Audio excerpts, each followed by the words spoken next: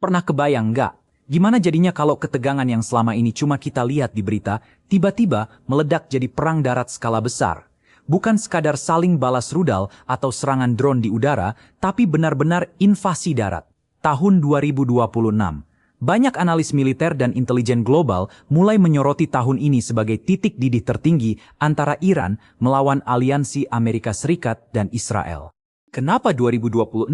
Coba kita lihat peta geopolitik sekarang. Semuanya lagi panas-panasnya. Israel terus mengamankan perbatasannya, sementara armada militer AS di Timur Tengah bukannya ditarik, malah makin diperkuat. Di sisi lain, Iran juga nggak tinggal diam. Mereka diam-diam memperkuat aliansi Timur dan membangun fasilitas militer bawah tanah yang nyaris mustahil ditembus dari udara. Pertanyaannya sekarang, apakah sinyal-sinyal ini murni cuma buat deterrence alias nakut-nakutin doang, atau memang persiapan matang menuju Perang Dunia Ketiga di Timur Tengah? Mari kita bedah pelan-pelan. Untuk paham kenapa kita bisa sampai di titik krisis ini, kita harus mundur sedikit dan melihat sejarah panjang permusuhan mereka. Hubungan Iran dengan Amerika dan Israel itu nggak selalu hancur lebur kayak sekarang. Tapi sejak revolusi Iran tahun 1979, semuanya berubah drastis. Teheran secara resmi menjadikan oposisi terhadap Israel dan hegemoni AS sebagai pilar utama kebijakan luar negeri mereka. Selama puluhan tahun, konflik ini cuma dimainkan lewat proxy war atau perang proksi. Iran mendanai kelompok-kelompok bersenjata di Lebanon, Suriah, Irak, dan Yaman. Sementara AS dan Israel membalas lewat operasi intelijen tingkat tinggi, sabotase fasilitas nuklir, sampai pembunuhan tokoh-tokoh penting militer Iran. Tapi, pola main petak umpet ini mulai mencapai batasnya. Kedua belah pihak sadar, perang proksi nggak lagi cukup untuk saling menjatuhkan. Garis merah sudah terlalu sering dilewati. Dan sejarah membuktikan, ketika jalur diplomasi dan proksi sudah mentok, opsi terakhir yang tersisa di atas meja biasanya cuma satu, konfrontasi militer secara langsung. Sekarang coba kita perhatikan pergerakan militer di lapangan akhir-akhir ini. Sinyal perang darat itu bukan tebak-tebakan kosong. Intelijen satelit menunjukkan kalau Iran lagi gencar-gencarnya memperluas jaringan terowongan militer di pegunungan Zagros. Ini bukan sekadar bunker biasa, bro. Ini adalah kota militer bawah tanah yang dirancang khusus untuk bertahan dari serangan bunker buster milik Amerika atau Israel.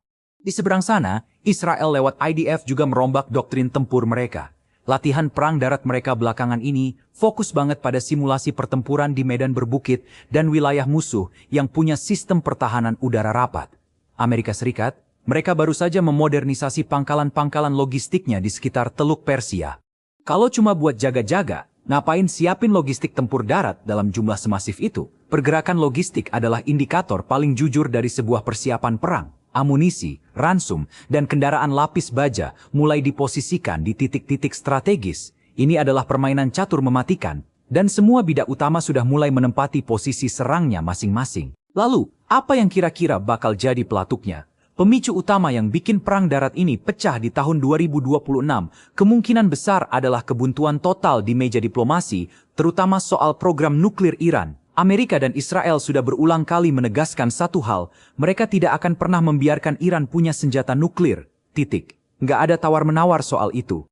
Masalahnya, laporan dari para pengawas internasional sering ngasih sinyal kalau pengayaan uranium Iran makin mendekati level weapons grade atau siap pakai untuk senjata. Kalau di tahun 2026 nanti intelijen Israel atau AS mengonfirmasi kalau Iran cuma butuh hitungan minggu untuk merakit bom nuklir, opsi preemptive strike atau serangan pencegahan pasti akan langsung diambil. Tapi serangan udara aja nggak bakal cukup buat melumpuhkan fasilitas nuklir bawah tanah Iran yang super dalam itu. Pasukan khusus dan infanteri harus turun langsung ke darat buat memastikan fasilitas itu benar-benar hancur. Inilah skenario mimpi buruk yang sedang berusaha dihindari oleh seluruh dunia. Kalau perang darat beneran terjadi, medannya bakal sangat brutal. Ingat, Iran itu bukan Irak atau Afghanistan. Secara geografis, Iran itu dikelilingi pegunungan terjal dan gurun yang sangat luas. Ini adalah mimpi buruk buat pasukan darat manapun yang mencoba melakukan invasi. Militer Amerika dan Israel tahu betul soal ini. Makanya, kalaupun ada invasi darat, formasinya mungkin nggak konvensional. Mereka bakal pakai kombinasi serangan siber skala besar buat melumpuhkan radar dan komunikasi, disusul invasi pasukan khusus lintas udara ke titik-titik vital, lalu baru disusul pergerakan lapis baja dari arah perbatasan yang punya celah. Tapi Iran juga udah siap. Pasukan Garda Revolusi mereka, atau IRGC, punya ratusan ribu tentara loyal yang siap mati tempur asimetris. Mereka bakal pakai taktik gerilya modern, pakai swarm drones, rudal anti-tank, dan ranjau darat canggih. Pertempuran di medan pegunungan ini bakal bikin perang-perang sebelumnya di Timur Tengah kelihatan kayak latihan pemanasan doang. Skalanya bakal masif dan sangat menghancurkan. Kesimpulannya, tahun 2026 bisa jadi tahun yang menentukan nasib Timur Tengah dan mungkin dunia. Sinyal-sinyal eskalasi ini makin hari makin terang. Dari pergerakan logistik, gagalnya diplomasi, sampai persiapan militer besar-besaran, semuanya mengarah ke satu titik benturan. Pertanyaannya bukan lagi apakah perang ini bisa terjadi, tapi kapan pelatuk itu akhirnya ditarik?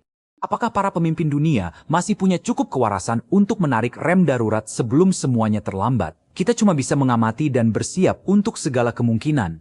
Geopolitik itu kejam dan sejarah ditulis oleh mereka yang menang di medan perang. Menurut kalian sendiri gimana? Apa perang besar ini benar-benar nggak bisa dihindari lagi?